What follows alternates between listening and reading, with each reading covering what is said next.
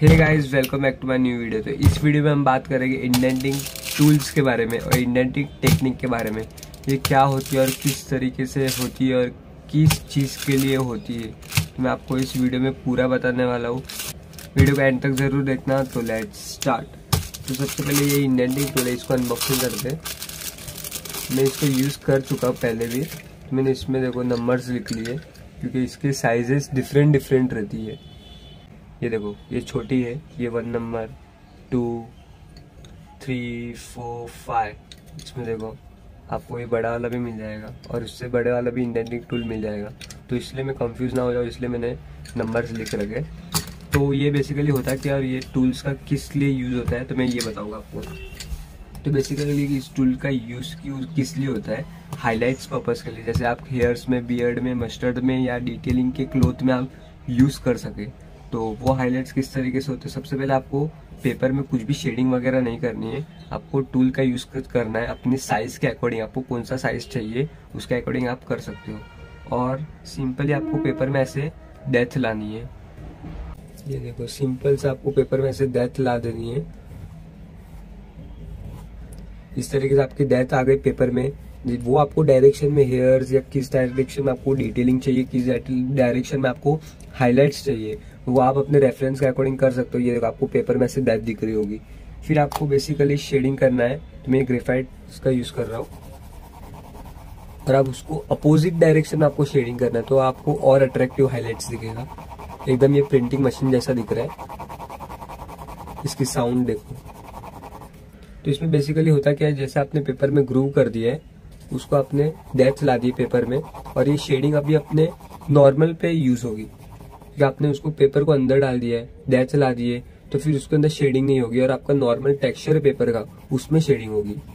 और वो आपका पेपर का ग्रूव है, उसमें आपके हाईलाइट्स रहेंगे।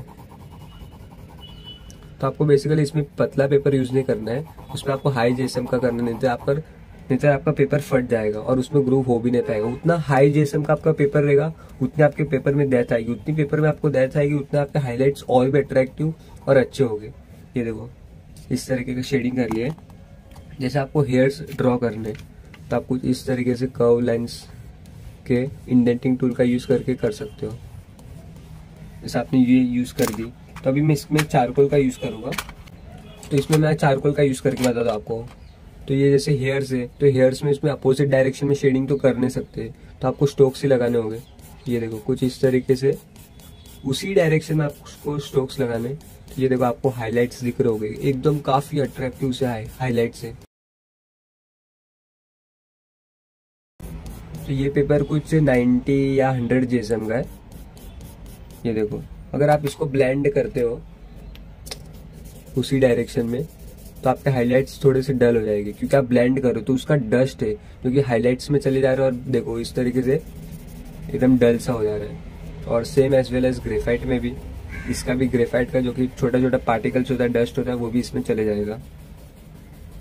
अगर आपको इससे ब्लेंड भी करना है और हाईलाइट्स भी करने हैं, तो आप इसमें बेसिकली इंडेंटिंग टूल का यूज करने के बाद उसमें आप हाईलाइट्स कर सकते हो टम्बो मोनो 0 का इरेजर का यूज करके।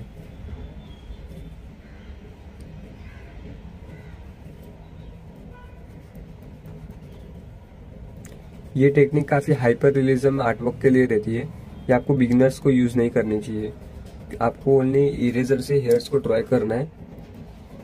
ये हाइपर रियलिस्टिक वर्क्स या हेयर्स वगैरह के लिए रहती है। मैं बहुत कम यूज़ करता हूँ इसको। अगर ज़रूरत पड़ी हाइपर रियलिस्टिक वर्क है वगैरह, तो मैं उसमें यूज़ करता हूँ। तो मैं आपको कोई वर्क में, टाइगर वाले पोर्ट्रेट में आपको यूज़ करके दिखाऊंगा। आप अगर इसमें हाईलाइट्स हो रहे हैं, अगर आपको और भी अट्रैक्टिव चाहिए, तो आप व्हाइट जेल पेन का यूज़ करके इंडेंटिंग टूल के हेयर्स के ऊपर आपको हाईलाइट्स लगा देने।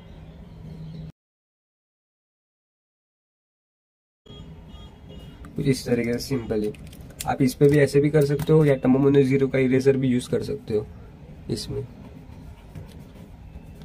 तो ये हाईलाइट्स आपको और ये डिटेलिंग आपको इसमें नहीं दिखने मिलेगी टम्बो मोनो 0 इरेजर में, या सर्कल लो या रेड ट्रायंगल, आपको दोनों में इसमें देखने नहीं मिलेगी क्योंकि इसको आप इतना भी कट कर दो, मैं इसको चाहे तो कितना भी कट कर दूं, कितना भी फाइन बना दूं, बट इसमें वो वाली डिटेलिंग नहीं होने वाली है।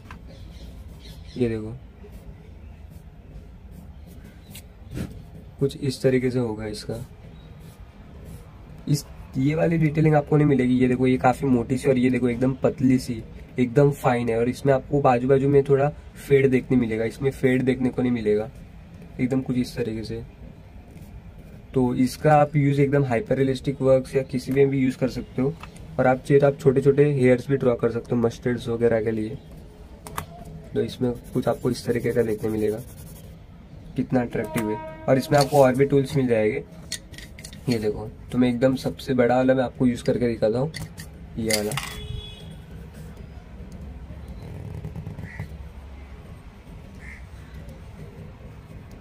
तो आपको अपने साइज के अकॉर्डिंग, अपने रेफरेंस के अकॉर्डिंग आपको लेना है टूल्स, कौन सा चाहिए आपको। इसमें देखो और भी आपको एकदम ब्राइट और मोटे हाइलाइट्स देखने मिलेंगे। ये देखो, काफी अट्रैक्टिव और काफी ब्रॉड हाइलाइट्स है कंपेयर टू दिस। एकदम इसमें पतले से और इसमें एकदम ब्रॉड से। तो आप अपने अकॉर्डिंग किस तरीके के आपको हाइलाइट्स चाहिए, रेफरेंस के अकॉर्डिंग आप ले सकते हो टूल्स।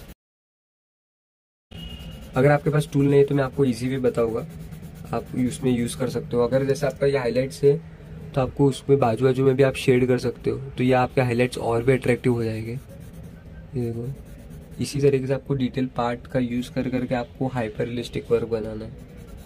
और इस टेक्निक का हो सके उतना कम यूज करना।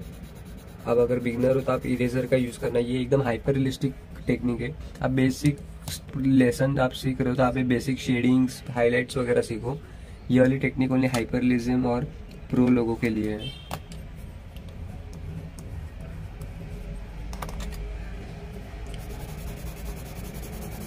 तो काफी अट्रैक्टिव और आपको एकदम अच्छे से हाइलाइट्स मिल जाएगा आपको ये इरेजर का यूज करके। तो मैं आपको सिंपल टेक्निक बताऊंगा, आपको ये बाय करने की जरूरत नहीं पड़ेगी। अगर आप कभी कभी यूज कर रहे हो, और ये बाय करने से मतलब नहीं, आपके पैसे वेस्ट भी हो सकते हैं और आप एकदम टेक्निक का ही कम ही यूज कर रहे हो, बहुत एकदम रेयर यूज कर रहे हो। तो आप एकदम, मैं आपको होम टूल्स बताऊंगा जो कि आपके घर पे रहते ही है, जो कि एक नेल कटर और खाली पेन। तो खाली पेन तो मेरे पास नहीं है, तो ये मैकेनिकल पेंसिल है। तो इसमें से आप देखो, इसमें आपको नाइफ मिल जाएगी, ये नाइफ, इसका भी आप यूज कर सकते हो। और ये मैकेनिकल पेंसिल, उसकी आपको लीड निकाल देनी है ये। और इसका आगे वाला पोर्शन आपको देखने मिल रहा होगा, ये वाला। तो ये वाला मेटल का पोर्शन। और आपको अगर और भी आपके पास टूल्स है तो आप यूज कर सकते हो, बट ज्यादा नुकीली नहीं होनी चाहिए, नहीं तो आपका पेपर डैमेज हो सकता है, पेपर फट सकता है, भले कितना भी जेसम और कितने भी हाई जेसम का हो। तो आपको थोड़ा सा एकदम स्मूदी सा टूल्स ले लेना है। आपको एक बार ऐसे उंगली पे करना है, अगर ज्यादा एकदम नुकीला है लग रहा है आपको तो आपको अवॉइड करना है। जैसे ये एकदम फाइन, आप इसको यूज कर सकते हो, आपको कुछ नहीं होगा, तो आप ये ले सकते हो। तो मैं आपको इससे हाईलाइट करके बताऊंगा।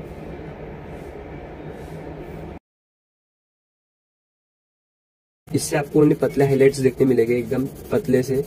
तो अगर आप टूल्स बाय करोगे तो आपको उसमें मोटे और पतले भी हाइलाइट्स कर सकते हो। और भी तरीके के टूल्स आ सकते हैं, मैं आपको उसकी लिंक डिस्क्रिप्शन में दे दूंगा। और भी टाइप्स के आते हैं और काफी एक्सपेंसिव रहते हैं। तो देखो, आप इसमें भी इस तरीके का यूज कर सकते हो और उसी तरीके के हाइलाइट्स है कंपेयर टू दिस। ये देखो, as well as same highlights है। अगर आपको बाय करना है तो कर सकते हो, अगर नहीं करना है तो कोई बात नहीं, होम टूल का यूज कर सकते हो या फिर मैकेनिकल पेंसिल का ये वाला आगे का मेटल पोर्शन। तो अब मैं इससे आपको बताऊंगा। तो मैं थोड़ी बहुत कर्व लाइंस ड्रॉ कर रहा हूँ और इसको शेडिंग करेंगे। ये देखो कितना एकदम अच्छा सा हाइलाइट्स आ रहे, एकदम attractive compare to this one as well as. काफी सही हाइलाइट्स है। और ये इंडियन टेक्निक एकदम रेयर यूज में आती है, हेयर्स या हाइपर रियलिस्टिक वर्क्स में या स्किन टेक्सचर में कभी कभी। तो गाइज मैं ये इंडेंटिंग टूल का यूज करके ड्रॉ करूँगा टाइगर का पोर्ट्रेट। तो ये इसकी एजेस है सब डिफरेंट टाइप्स की है, तो मैं अपने वर्क के अकॉर्डिंग ड्रॉ करूँगा। तो मेरा वर्क डिटेल में तो मैं फर्स्ट या सेकंड नंबर के टूल से ड्रॉ करने वाला हूँ। आपको भी अपने वर्क के अकॉर्डिंग टूल यूज़ करना है।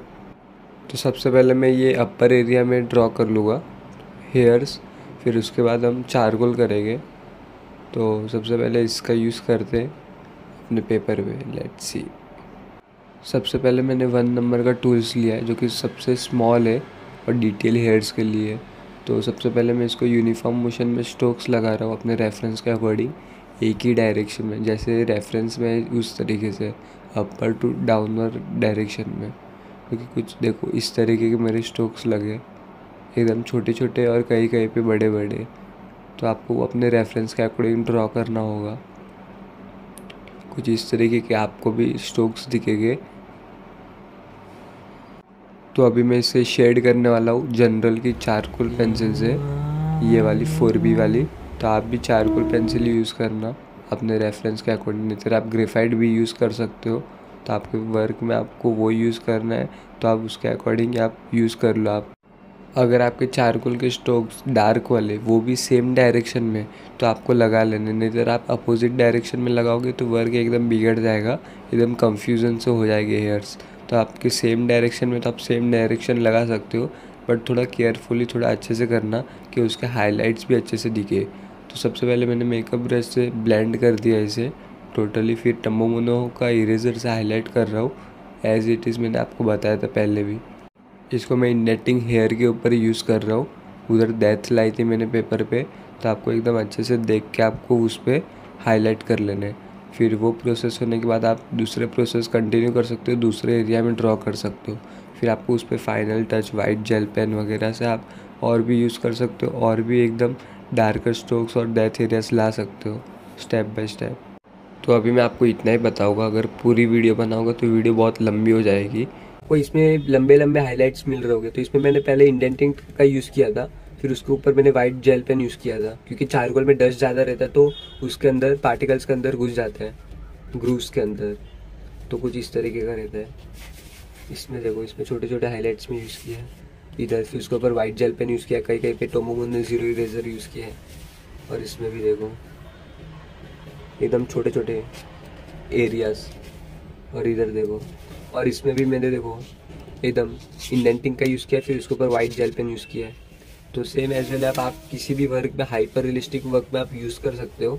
और इसका मैंने ट्यूटोरियल दे दिया आप किस तरीके से ये ड्राइंग बना सकते हो एकदम हाइपर रियलिस्टिक। तो उसका लिंक मैं आपको डिस्क्रिप्शन में दे दूँगा, आप वो भी चेकआउट कर लेना।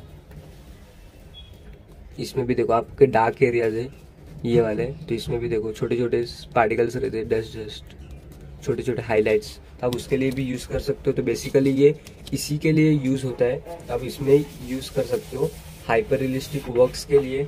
अगर वीडियो अच्छी लगी तो लाइक कर देना, शेयर कर देना, सब्सक्राइब कर देना, and thank you so much for watching.